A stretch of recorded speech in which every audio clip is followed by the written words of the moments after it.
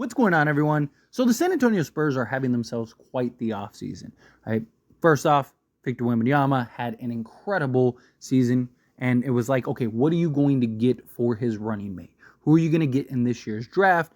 Got the 4th and the 8th pick. They ended up taking the 8th pick, trading it for future first to possibly make some type of move, some type of impact trade, which they are putting all their chips in for Lauri Markkanen. Touch on that here in a moment. But they ended up with the 4th pick drafting Stephon Castle, which I was really excited. He was the guy that I was really hoping that the Spurs would land. The Spurs would end up drafting. I mean, I was making videos months ago about Stephon Castle being the pick for the Spurs. Ultimately, he ends up getting taken. They didn't stop there, right? They follow that up by signing Chris Paul, which I thought was a huge pickup for them. His veteranness, his leadership, his commitment to winning, his just being the adult in the room, as well as his ability to really develop and mentor these young guys. We've seen like what he's been able to do with SGA.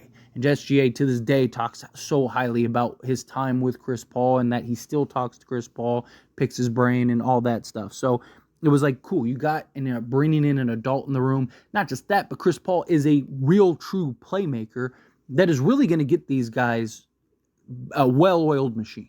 He's going to make things so easy for all of these players, especially Victor Wembanyama. So it was like, man, got a great draft pick, got some future picks, right?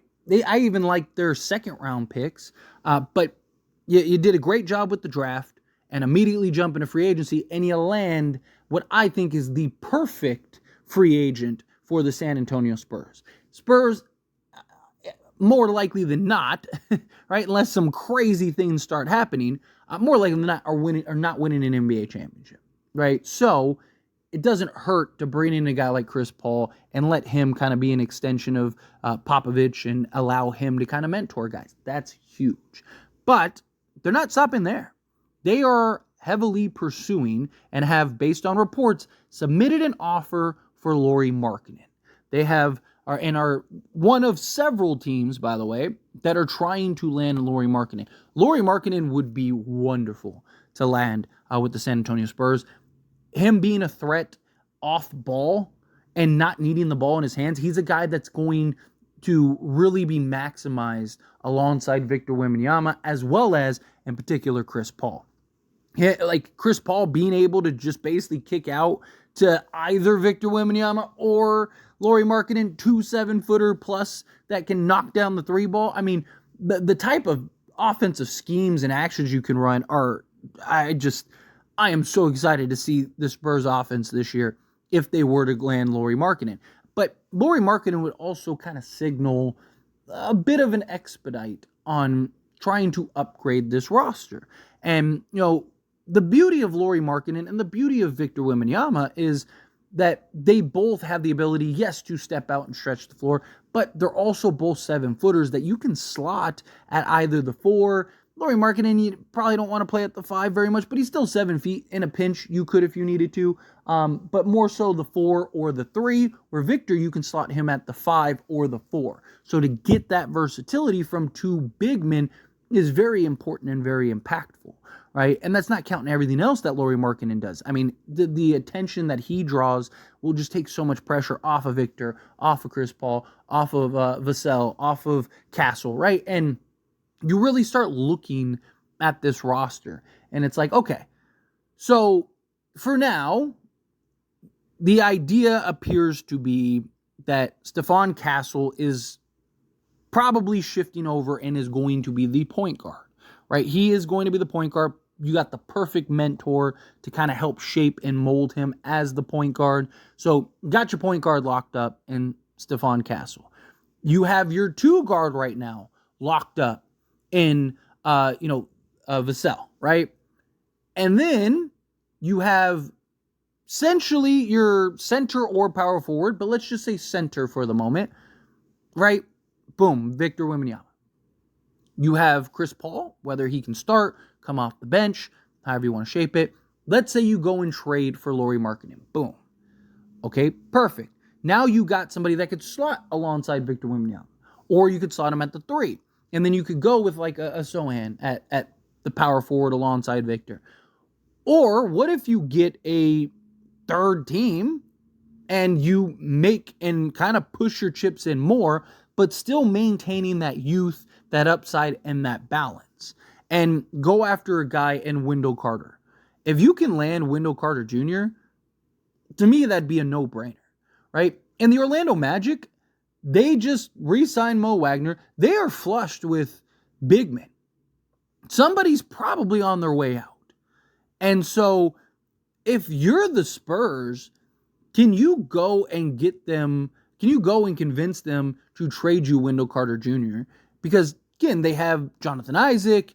Like I said, they just got Mo Wagner. Wendell Carter Jr. could end up being kind of the odd man out. And he is very versatile, very talented. You can put him at the 4, play him at the 5 if you need to. So to me, what I envision is you work out this 3-team deal to where, maybe, because, what is Utah going to want from the Spurs other than picks? Right? And you're probably shipping out Johnson, right? He's probably getting shipped out in any type of trade that to get a Markkanen or anything like that. So, to me, can you take Keldon Johnson, maybe see if Orlando wants him, you could ship him to Orlando. You have a team in the Utah Jazz that can basically just absorb contracts if they need, whatever you want to do, however you want to work it, and work it out to where everybody's happy, everyone gets pieces.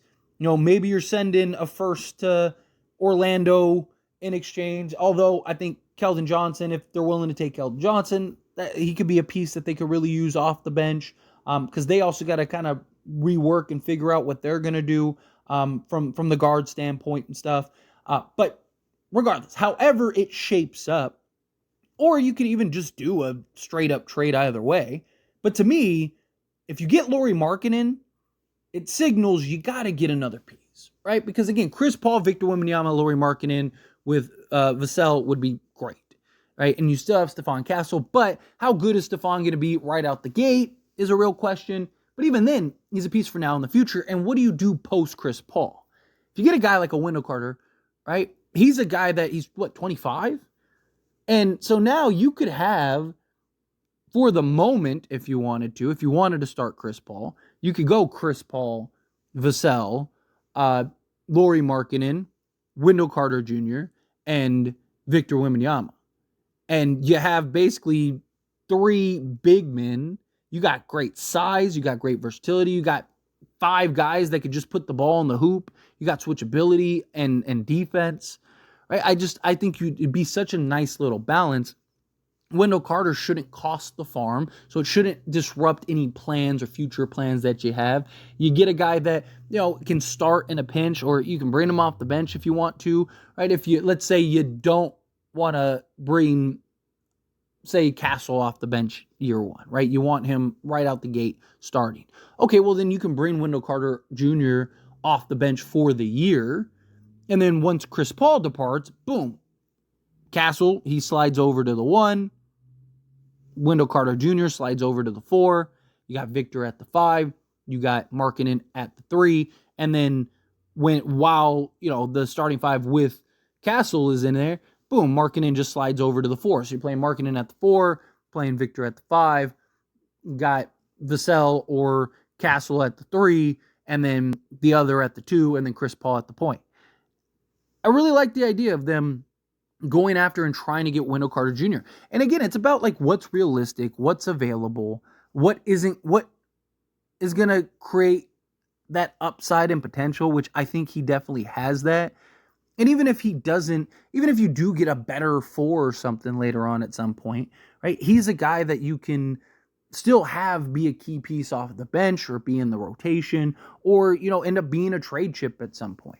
So to me, it's if you can essentially get these 3 bigs and have them and their versatility and their ability to basically slot multiple positions, right? Like I said, all 3 of these guys, you can play at 2 or more positions, and you have that length. And I mean, good luck trying to score, especially on the interior with 3. I think Wendell Carter's he's 6'10", 6'11", so not quite there, but I mean, still, that size, that length, that wingspan, like, it just, you already see the struggles teams have with Victor. Imagine having a Wendell and, a Lauri Markkanen out there, and then their ability to defend out on the perimeter and switch. I just like the versatility that these three would bring with Vassell, with Castle.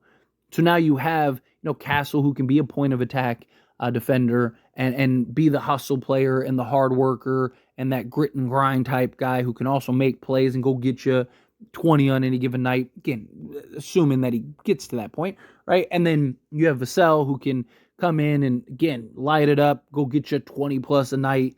The defense is a little questionable at times, but he has shown when he is focused and locked in that he can at least be serviceable and hold his own. And then you have Lauri Markkanen and his size and his length, Wendell Carter Jr., and then add in Victor Wembanyama. I think that team would be tough. So if you could work it out to where you get a 3-team deal where you land Lauri Markkanen, Wendell Carter Jr., or you're just trading for them individually, to me, that's an absolute no-brainer. And, because again, it's like, could you go make another big splash somewhere or something? Like, sure. But you're probably selling quite a bit to go get Lauri Markkanen. Right? You're probably trading. I mean, the Jazz want like 4 firsts for him. And there's several teams in the market trying to trade for him right now. And you have teams like the Warriors who, they might give up a Kuminga or something. Right? So if you're the Spurs, can you kind of throw your hat in the ring, kind of sell what you need to sell to go get Markkanen? And then it's like, okay, well, what else can you get? What team has a piece that makes sense that you could maybe acquire that would fit and they have an abundance of? And it's like, oh, the Orlando, Wendell Carter Jr., right? Like, to me, I think if you can pull that off, you do it. But anyway, as always, this is a discussion. Pass a question on you. Let me know your thoughts and opinions down in the comments below. What do you think? How do you feel? What are your thoughts? Do you agree? Do you think, yes, you go get Lauri Markkanen, go get Wendell Carter Jr.? Do you think, no, stay away from either or both or whatever? Stay the course. Again, I also like that Wendell Carter's still young, right? Lauri Markkanen is 27. Wendell Carter's 25. So you'd still have these guys for the next several years. Kind of build, grow, develop. Like, I think that'd be fun. But do you feel the same way? Let me know down in the comments. That being said, if you haven't liked this video, hit that like button. Helps me a lot. So we enjoy these types of videos, and I truly appreciate it. Not subscribe channel, hit that subscribe button. Turn on the bell notifications. Appreciate y'all. See you in the next one. Thank you.